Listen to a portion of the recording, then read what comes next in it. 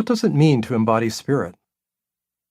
Most simply, it means to recognize and live in accord with our true nature as spacious, loving awareness. It also means that our deepest knowing is visceral and vibrant, and that our ordinary life is increasingly congruent with this knowing.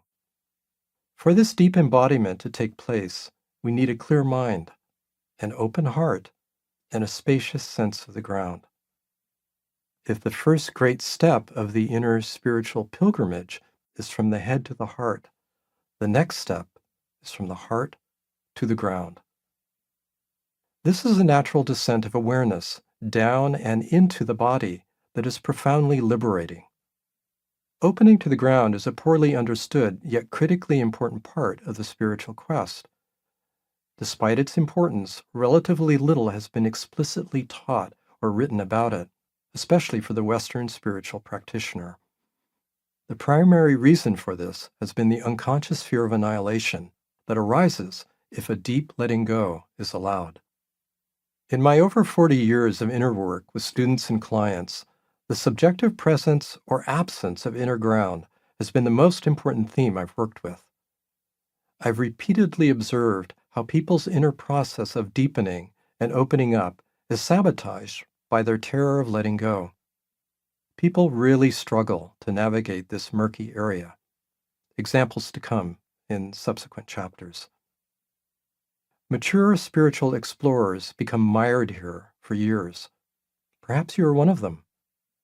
With this book, I shed some light on this obscure, difficult to navigate territory.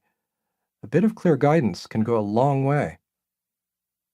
The psychological conditioning that obscures our clear access to the ground is both dense and charged. This conditioning is hard to approach experientially because it threatens the mind's illusion of control and often deeply impacts the nervous system. The portal to the ground usually lies within the shadow of fear. As we face our fears, we find our ground.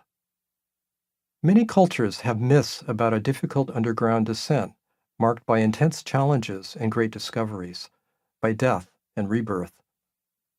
In these myths, the underworld is often a hell realm where the hero must confront and overcome demigods or demons, some quite graphically described. In the Greek myth, a heartbroken Orpheus descends into the underworld to retrieve his lover, Eurydice, who died from a snake bite on their wedding day.